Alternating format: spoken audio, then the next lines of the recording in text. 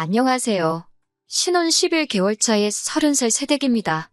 신랑하고 저는 동갑내기 커플이에요. 2년 긴 연애를 하는 동안도 싸움 한 번 없이 잘 지냈고 결혼하고 나니 연애할 때보다 훨씬 사이가 좋게 잘 지내요. 신랑은 저와 평생을 함께할 배우자, 가족, 그리고 저를 절대 배신하지 않을 친구 같은 사람이 돼주었어요. 제가 사연을 쓰면서도 다른 분들 사연을 많이 접해봤는데 다른 분들은 고부 갈등 때문에 정말 말 못할 스트레스를 받고 계신데 비해 저희 시부모님 또한 정말 존경받아 마땅할 정도로 그 인품이나 마음 씀씀이가 이루 말할 데 없고 저한테도 너무 잘해주시는 분들이세요. 모든 게 다 척척척 잘 돌아가는 것 같던 제 결혼 생활에도 문제가 하나 있었는데 그게 바로 신우였습니다. 신우는 아직 결혼을 하지 않았고 신랑보다 5살이 많아요. 요즘 시집 가는데 나이가 뭐가 중요하냐들 하지만 신랑의 표현을 빌리자면 우리 누나는 이제 시집 다 간 거나 마찬가지라고 표현할 정도입니다.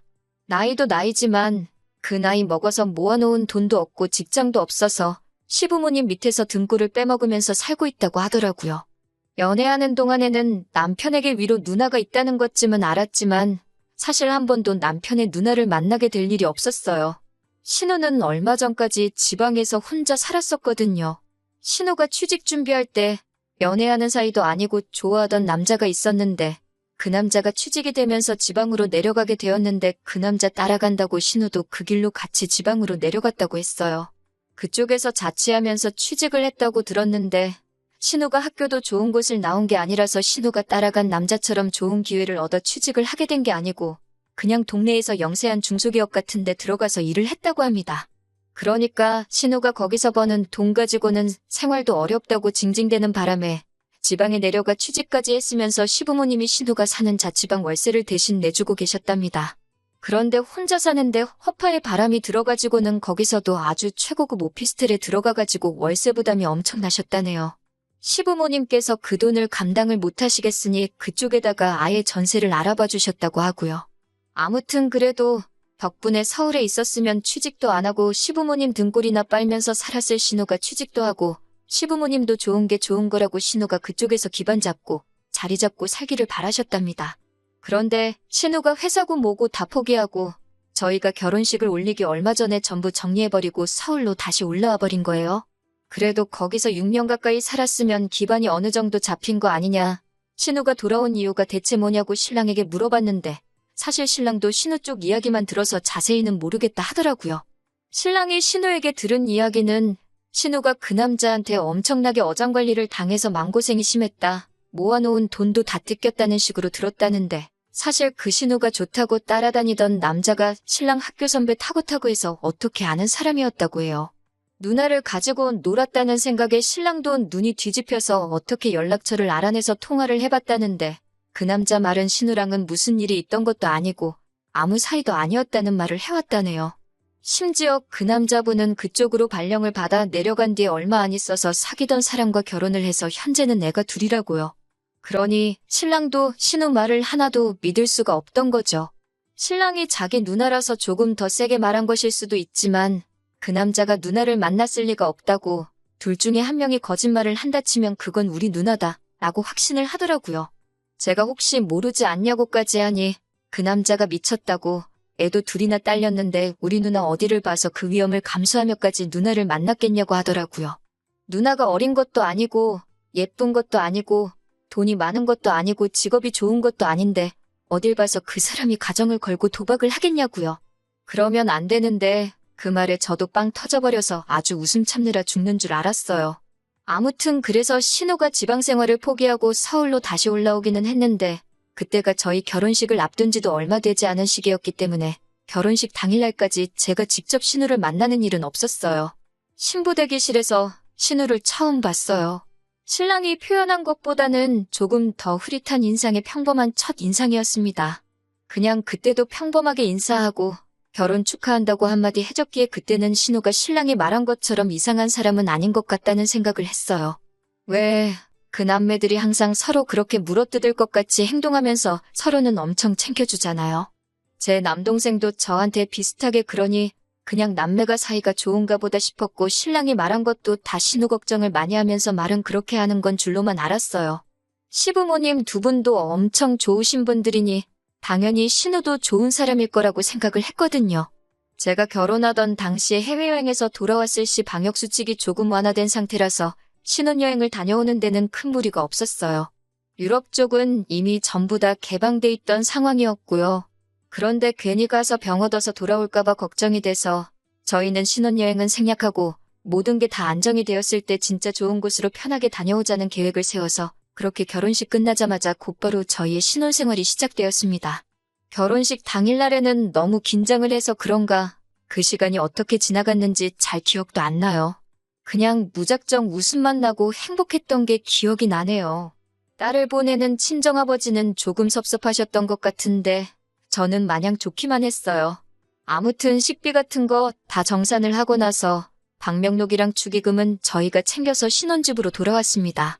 하객이 신랑과 저희 쪽 하객 합쳐서 250명 정도가 왔었어요.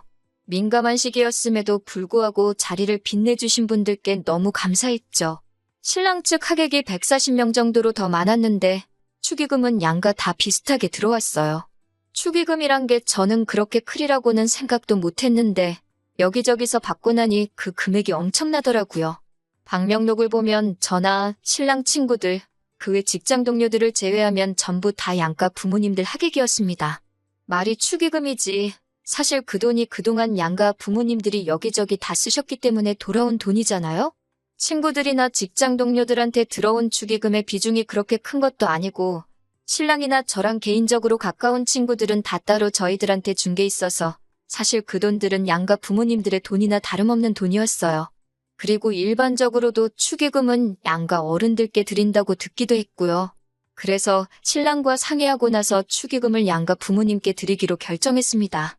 신혼여행을 안 갔기 때문에 다음 날인 일요일 아침에 바로 신혼집에서 좀 더 멀리 떨어진 시댁으로 먼저 향했습니다. 돌아오는 길에는 친정에 들러서 친정에도 제 앞으로 들어온 축의금을 돌려드리고 올 계획이었습니다. 결혼식이 바로 어제였는데 좀 쉬다 오지 그러셨냐며 저희 걱정부터 해주시며 반겨주시니 정말 좋았어요. 무슨 일로 왔느냐고 물으시길래 바로 본론부터 말씀드렸네요. 그런데 시부모님께서는 그건 너희 결혼한다고 사람들이 이 어려운 상황에 먼 길까지 와주시며 축하해주신 돈이니 그 돈은 저희가 갖는 게 맞다고 하셨습니다. 저도 남편도 그렇지 않다고 여태껏 시부모님께서 하셨던 거 돌려받는 거나 마찬가지인 돈이라고 아무리 생각해봐도 다른 사람들처럼 이 돈은 시부모님께서 가져가시는 게 맞겠다 말씀드리니 한사코 그 돈을 거절을 하셨어요. 오히려 그 당시 상황에 결혼식 불참하신 분들이 계좌로 보내준 돈도 있다면서 안 그래도 그 돈도 저희한테 보내주시려고 할 참이셨답니다. 서로 그 돈을 가지고 마음이 불편하겠다며 주거니 받거니 하다가 결국엔 저희가 시부모님 뜻을 꺾지 못하고 가져오게 되었네요. 친정 부모님도 말할 것도 없이 같은 입장이셨습니다. 거기에 시댁 쪽에서도 받지 않으셨는데 어떻게 당신들도 그 돈을 받으시겠냐며 더더욱이 그 돈을 받지 않으시겠다는 입장이셨습니다. 당초 계획과는 다르게 오히려 시부모님과 친정부모님 개인 통장으로 들어온 돈까지 해서 돈이 더 늘어나서 돌아오게 되었어요. 집에 도착해서 남편과 상의를 하고 나니 그러면 그 돈으로 우리가 양가 부모님들께 뭐라도 해드리기로 결정했습니다.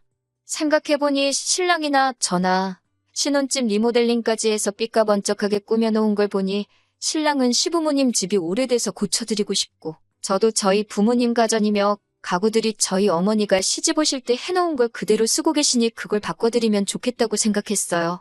거기에 겨울 되면 바람이 들어차니 차씨도 교체해드리는 게 좋겠다 싶었습니다. 모처럼 그 큰 돈을 의미 있게 쓸 수 있게 방향이 잡히고 있으니 기분이 좋더라고요. 신혼여행을 안 간지라 회사 휴가도 남아있어서 신랑하고는 아예 회사에 휴가를 맞춰서 냈습니다. 그리고 그 기간 동안 신혼집 구할 때 마냥 리모델링 회사도 보러 다니고 전자제품 마트랑 가구점 돌아다니면서 이것저것 고르고 있으니 신혼집 알아보면서 지치도록 했던 건데도 기뻐하실 양가 어른들 생각하니 그건 나름대로 또 즐겁더라고요. 그러던 어느 날인데 신우한테서 전화를 한 통 받게 되었습니다.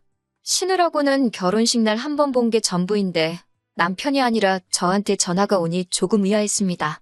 남편은 그때 이른 아침이라 아직 자고 있었는데 남편 전화로도 먼저 걸려왔던 게 아니라 정말 저한테 바로 들어온 전화였어요. 결혼식 날 정신이 없었으니 결혼 축하한다고 다시 한번 말해주려고 전화를 걸은 건가 싶어서 한치의 의심도 없이 전화를 받았어요. 신우가 그런 걸 요구할 줄은 정말 상상도 못했으니까요. 전화를 받으니 신우는 저한테 인사도 건너뛰고는 다짜고짜 축의금에 대한 행방을 묻더군요. 설마 그 돈을 벌써 다 써버린 건 아니겠지 하고 묻는 겁니다. 신우도 자식이고 하니 당연히 부모님께 드려야 할 돈을 저희가 갖게 해주셨다고 한들 아마 저희가 그 돈을 정말 저희들 사리사욕 채우는데 홀랑 써버릴까봐 노파심에 연락을 한 줄로만 알았습니다. 기본적으로 저와 남편이 준비하고 있는 건 시부모님께서 미리 알게 되시면 당연히 거절할 게 뻔하니 시부모님과 같이 살고 있는 신우에게 자초지종을 말해줄 수는 없어서 약간 애매모호하게 대답을 했어요. 그런데 제 생각이 틀렸더라고요. 신우는 저희가 정말 저희들 사리사욕을 위해 쓰지 말라고 충고를 하려고 전화를 한 게 아니었고 오히려 시부모님 앞으로 들어온 축의금을 대뜸 자기한테 달라고 하는 거 아니겠습니까? 저는 솔직히 제가 잘못 들었거나 제가 잘못 이해한 게 아닌가 제 귀를 의심까지 하게 되었어요. 그 돈을 저희가 왜 드리냐고 물어보니 어차피 너네 그 돈은 부모님께 돌려드리려고 했던 돈 아니었냐고 하면서 시부모님이 거절을 하셨지만 만약에 그 돈을 받으셨다면 전부 자기한테 썼을 돈이었다 하는 겁니다. 그러니 암만 시부모님이 먼저 거절을 하셨더라도 저희도 그 돈이 필요 없다고 들고 왔던 거나 마찬가지니 그 돈이 자기 돈이나 마찬가지다. 그러니까 내 돈을 내놔라 하고 말하는 것이었어요. 이유는 말씀드리지 못하지만 그 돈은 저희가 사용하기로 한 게 있어서 드리지 못하겠다 말했습니다. 그때부터 신우는 완전히 얼굴에 철판을 깔고는 내 돈을 왜 니들이 마음대로 쓰냐는 겁니다.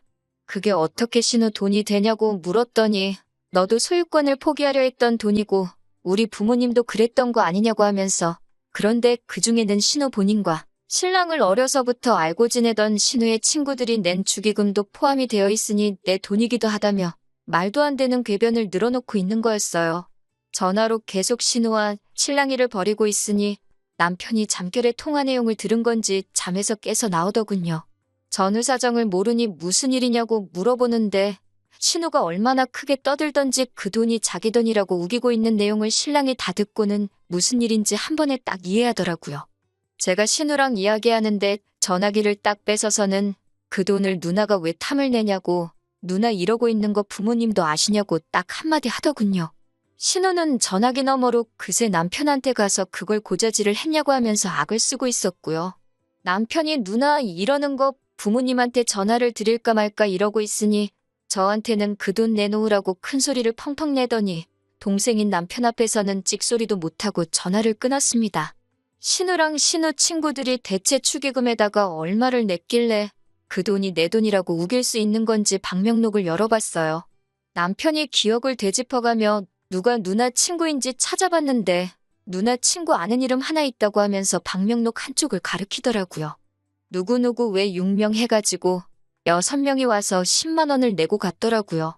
신우도 하나뿐인 동생 결혼식인데 뭐 하나 해주지는 못할 망정 5만 원을 축의금이라고 냈더군요. 집에 휴지나 세제라도 사왔으면 이런 말도 안 하겠어요. 몇 천만 원이 되는 축의금 중에 꼴랑 7명이서 15만 원 낸 거나 마찬가지인 돈을 가지고 자기 지분이 있으니 그 돈을 내놓으라고 하는 걸 보니 하도 어이가 없으니 웃음이 다 나더라고요.